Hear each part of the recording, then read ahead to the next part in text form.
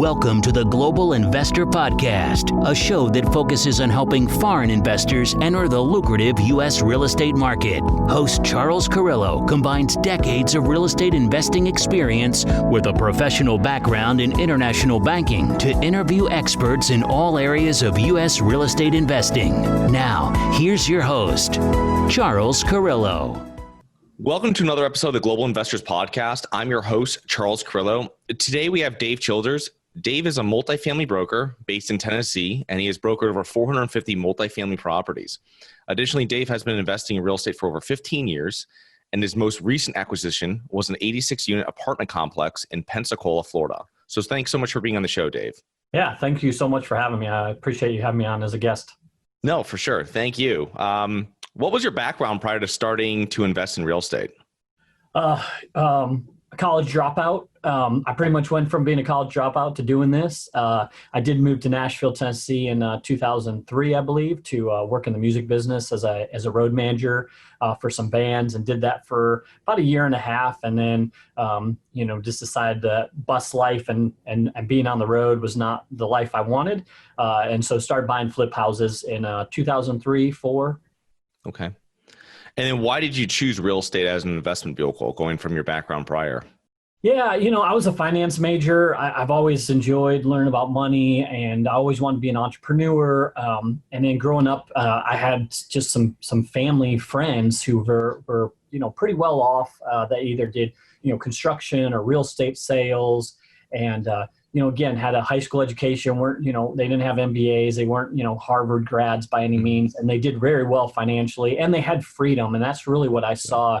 Growing up, I had my best friend's mom. I think she attended more of my basketball games. She was a residential agent, had a couple rental properties. She would take me to basketball practice. And then I had my father, and this kind of rich dad, poor dad story, right?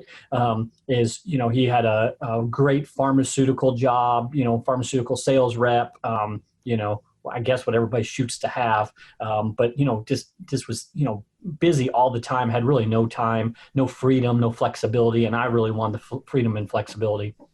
Yeah, for sure. The older I get, I feel the time freedom is more important than the financial benefits at some point, because it's not something you can get back. Oh, absolutely. I mean, I think that's key. I always said, I don't care, it really wasn't a dollar amount what I made. I wanted to do something I enjoyed, and then I had that freedom and flexibility to do it. So, real estate just fit that, and it's not for everybody. I've learned that over the years. You really have to have the kind of the right personality and the right mindset to be self-employed and then do real estate as well. So it's not cut out for everybody.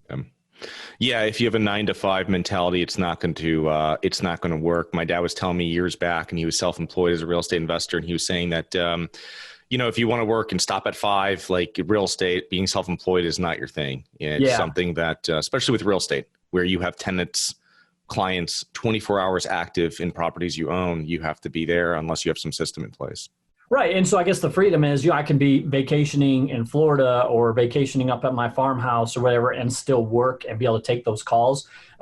So that's, my family's had to learn that. My kids know, hey, dad's got to take a business call. They're in the back of the car, be quiet, let him take this call, because him taking these calls allows us to not, have this trip that we're on, but then not be in the office. So they know that, and they've learned to, work with me on that kind of stuff. So. Nice. So can you tell us about your first couple investments, what they were, what went right, and what went wrong?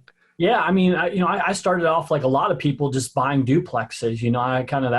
I think that's most people's like logical step. Let's just buy some duplexes and, build a little portfolio and, pay it off, have it all paid for eventually in a couple years or 20 years.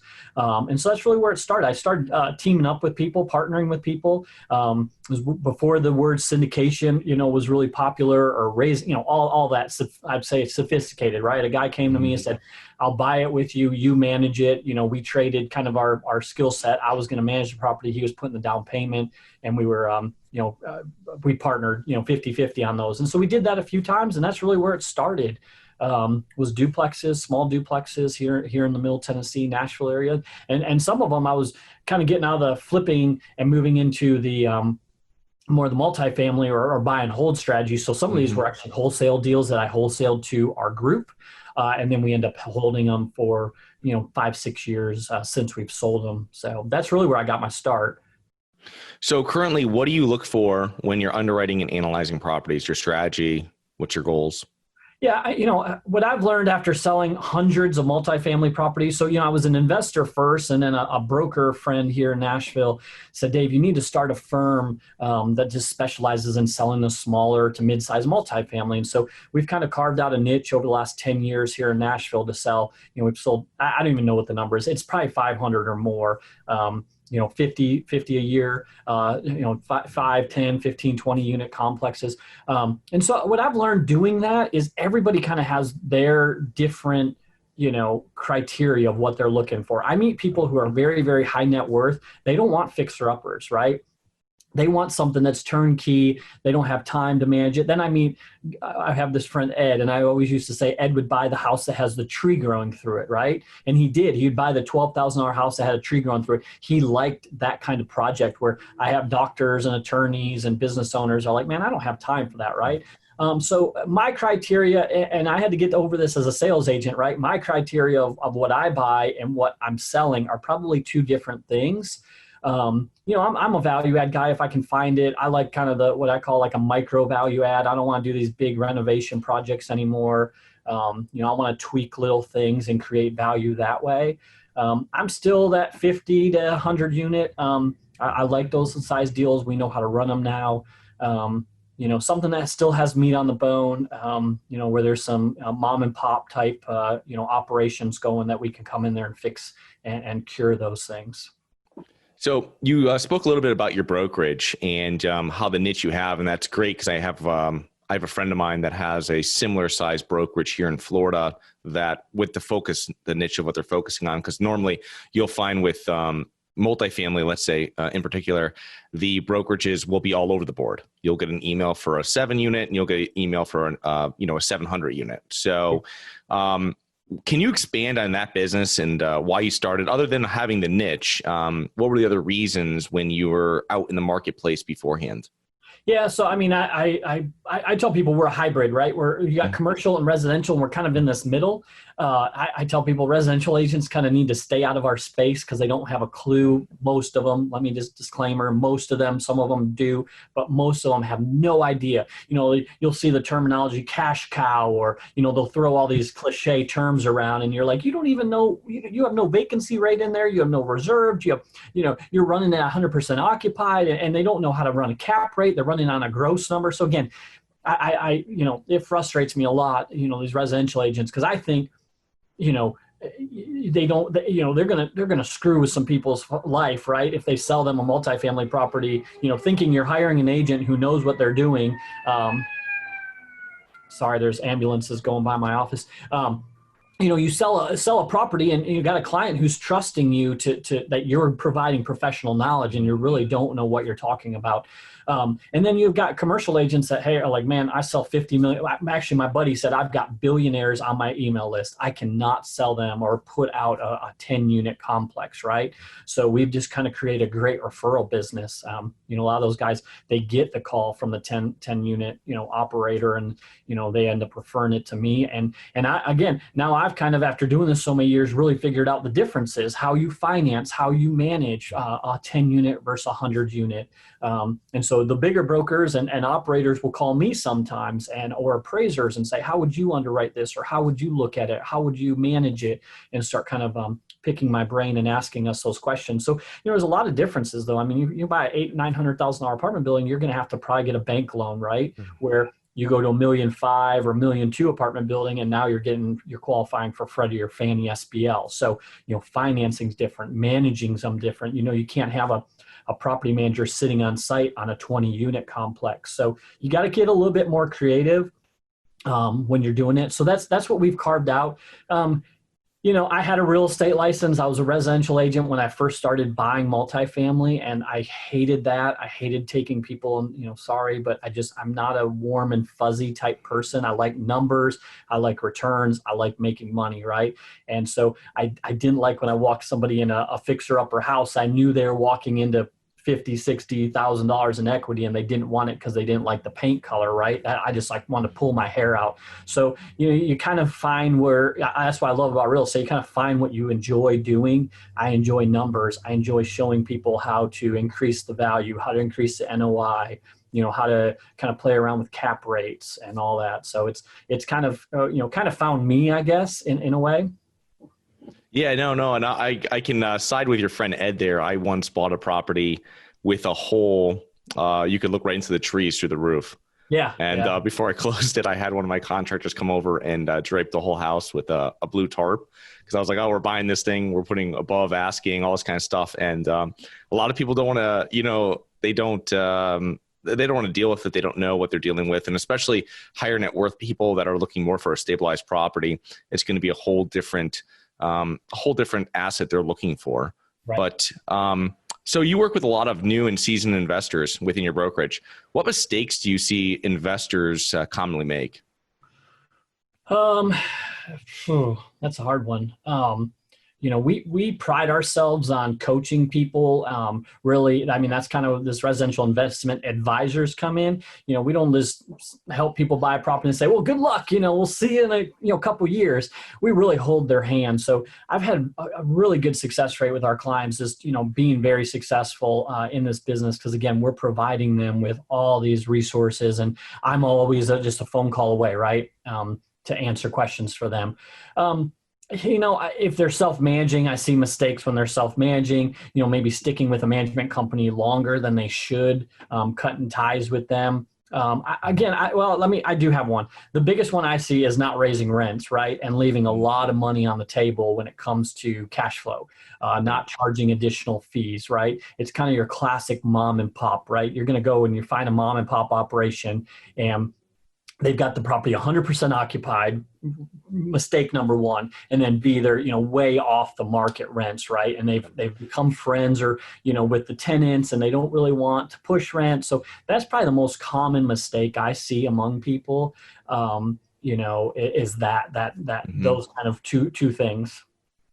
Yeah, no, I see that. It's when you're penciling it out and you can see it, the rents are below, and you can see how they've been managing it. It's not really managing it, but just not raising rents and just keeping it people aren't going to leave, right? So if you keep the rents really low and they go, oh, I always have 100% occupancy and everything's so easy and everybody's nice. Well, if you're paying 25% below market value for your rent, you'd be really nice too, and you would never call them when something broke. But that's not how you maximize, a property. Well, there was one time we were selling a small complex, and the owners, I said, look, you're like $200 off market on these 1-bedroom units. And we kind of went back, well, I don't know. I said, you're exactly right. You don't know what the market rent is. I said, it could be $1,000 more. You really have no clue because you've never tested the waters to figure out where that market rent is. So sure enough, we sold the property. There was 4 of those tenants that were $200, $250 off market rent. They sent them all 4 notices saying we're taking your rent up to market. 3 of them out of the 4 decided to stay, right? So just a quick calculation, 200 times 3 tenants times 12 months, and then apply a 5 or 6 cap rate, it's probably $100,000 in value that owner lost. That again, where we deal in this kind of space of small multifamily, we deal with a lot of mom and pops. We're not, dealing with the syndicator or the big large firms that own thousands of doors. So I've met people that don't have P&Ls. They don't have a separate bank account. They don't have leases. They have leases, but they're out of date, and they got verbal agreements with tenants on what they pay. So again, we've actually got a buyer's guide if anybody wants to, or a seller's guide. If anybody wants to email me, I'll send this just a seller's guide, just kind of the top 10 things that I think you need to have when you're getting ready to sell. And some of it's simple, and some of it you're going to think, what, you've seen that? And I have. And it ends up costing the sellers sometimes millions of dollars in value by not having bank statements or P&Ls or rent rolls. I mean, that's some of the most simple stuff. And so we try to, if somebody's thinking about selling, we're trying to work with them to make sure they have all these, ducks in a row to get ready to list it. Right. Because if you're buying that, you're going to have to recreate those documents. So we were underwriting a property years back, and their accounting was done on the side of their business bank statements. Oh my God.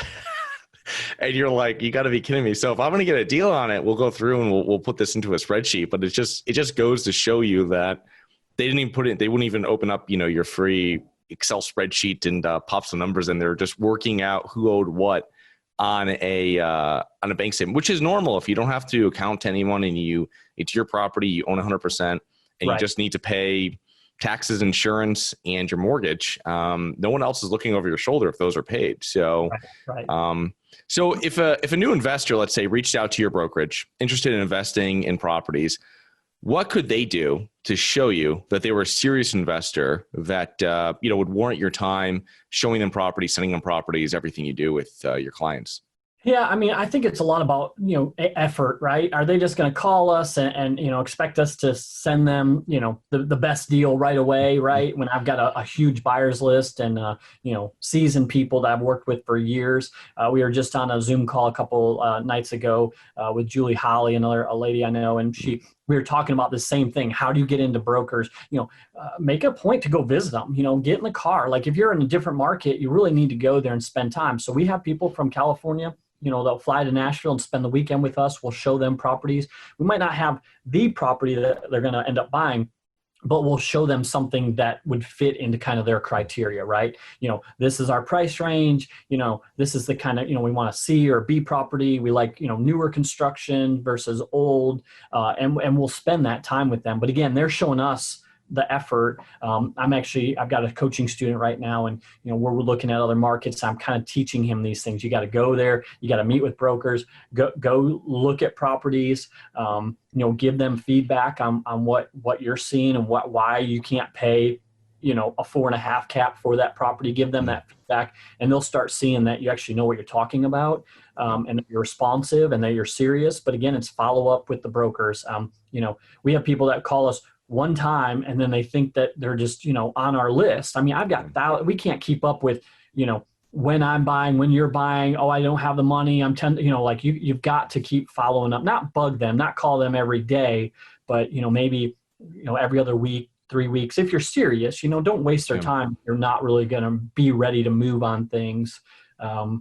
So I'd say those are, don't call and say, I'm looking for owner finance deals, right? I mean, those are, I went to a seminar last night, and don't BS us. I hate that, right? I mean, I've been doing this long enough. I've got a pretty decent portfolio of my own. I can sniff you out so quick if you don't know what the hell you're talking about, right? So I'd rather have you call me and say, I don't know anything. I'm getting into this. Will you help me? Versus, somebody that's going to spout out all these terms that they think they know what they mean, but they don't. And I think the real genuine people in this business that I've met, if you have that attitude, they will take the time with you and teach you and lead you in the right direction. Right, for sure. Yeah, I agree. With commercial brokers, you can use a good commercial broker for finding all the other parts of your team, really, with all the referrals absolutely. And everything with it. And when people ask me about speaking to new brokers, I would always say, well, be very exact in what you want. I like this city. I like these neighborhoods. I want 6 to 18 units. I want this. And I remember, like you said, going and meeting them. I went one time to meet a broker, and I left with an 18 unit off market deal. Yeah. That they were giving me before it went up and they listed it. But so it's very, very powerful. And I asked him, you want me to sign something? He said, no, don't worry about it. And it was like the amount of trust you had with just having coffee with someone is amazing. And I mean, that's a little bit more difficult today where we are, but it's something that, you can do it in other ways, but kind of being exact of what you want, because someone says, I want to buy multifamily. Well, is that 60 units? Is that 6 units? Is that 600 unit portfolio? I mean, it doesn't, that doesn't mean anything. Yeah. I mean, is it student housing? Is it Class D? Is it LIHTC? Is it low income? Is it Class A, urban? I mean, what is it, right? And so, I think that's very, very good information right there. Be as specific as you can on what you're looking for. And then, if you're serious, then you should be able to be serious enough to come down here and meet with me and put the effort. Don't, well, I got a 9 to 5. Well, I'm sorry. Like if you're talking about buying a couple $1 million asset, you should be able to find the time to come meet with me and my team. And then, yeah, resources, that's a great thing. We try to, when we're getting ready to list a property, we're doing it right now. We'll go to our insurance agent that does mostly multifamily. We'll go to our Freddie and Fannie lenders. We'll get the property manager on board and really try to, almost have all these resources. So, we're really just looking for someone who, brings a down payment and qualifies and, really create the whole business or help them, do as much as we can on the front end. Yeah, that's awesome. And speaking about having other resources, it's one thing that we don't hear too much of with, we were talking a little bit beforehand in regards to asset management and how important is asset management or managing your property manager when I say asset managing, when investing in real estate? Yeah, I think this is one of the things that maybe is lacking in education right now. And I've been trying to do some asset management and just basic classes here in Nashville is because I think you can go to a seminar and you can hear about financing and meeting with brokers, but meeting property managers and the maintenance guy and understanding what their day looks like and, the expectations that you can put on them. They're great. They can be, your team makes or breaks you, but they're not Superman and Superwoman, right? They can only, there's only certain things they can do. So, get in there. I take people through our shop and show them, what kind of extra things we have in their tools. When somebody walks in the office, how are they greeted? Where's our make ready board? All those kinds of things. I think if you can understand this business and that's why I tell people, I learned it from the inside out. So my first large asset, I was the property manager, the maintenance guy, the lawnmower, the pool guy. I knew how to snake out lines for years. And so I was a leasing agent. All those different roles I've played. So I kind of, I'm not an expert, but I know enough now to give direction and know what I'm asking for. So again, get to know how the business works on a day-to-day operation is key. Because it's going to protect you in the long run if you actually know what's happening on site. Yeah, no, I agree with you. I self-managed my properties for many years before having a third-party property management come in. And I was, staking the lines. I was, everything with bleeding out furnaces, the oil furnaces, the whole 9 yards of all that stuff, getting a call on Christmas Eve and all these kind of things. And I think with people today, or I see it a lot with a lot of the training programs, is that there's not much emphasis on self-managing or learning the business from the inside. You might know about what it says in a book, but you don't know when you're looking face to face with a tenant and they're signing the lease and you're showing them the parts of the lease and what they should do. You've never collected rent that's late. Yes, you have the property manager do that, but knowing it is a very important part of the business when you're investing in the real estate or have someone on your team that has that experience. And it makes you appreciate a good manager that much more, right? You're like, I'll pay you more, right? Because you're just so good. And I know how valuable you are because I've sat in that seat. I know getting those calls at midnight are not fun. So let's figure out how to not get those calls. And, so it makes you really appreciate the people on site that work for you. And, it's funny. I've become like a tenant advocate, right? Like, I believe in taking very, very good care of our tenants because they're the ones that pay our bills. And so, with the firm, I've fired clients who I find out after the fact are slumlords and not fixing things. I don't want my name on that, right? These are the people, that pay our mortgages, pay the salaries, pay the taxes for us. And so I'm a big fan of taking care of a good care of your tenant. So, and a good manager, again, if they're doing that, you definitely need to show them appreciation for that. Yeah, exactly. So what recurring traits do you see in your most successful property owners that you guys work with, whether through the brokerage and or outside of it? Yeah. So, I don't know if I should share this, but we actually kind of have an internal grading of people when because I've been doing this so long, we kind of just know personality traits. I'm not going to share them all, but, there are a lot of them, somebody that's an entrepreneur already, right? That has a business, started a business, is running a business. They're a very easy person to say, hey, here, because essentially what we tell people when we sell even a duplex, right, we're selling a small business. And so, or a 10 unit or 100 unit, every property is a small business. So people that have already started businesses and kind of know how to set up LLCs and talk to insurance agent and kind of knock tasks out like that, honestly, they move up to the top of our list, right? We have people that, I'm not going to name them, but have certain types of jobs that are kind of risk adverse and they can never, they overanalyze things, right?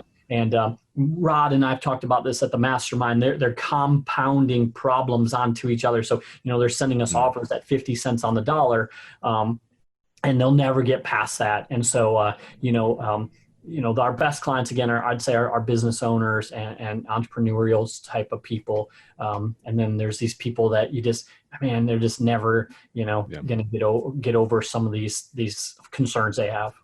Yeah, the analysis paralysis, or where I see it too when I speak to new investors, is they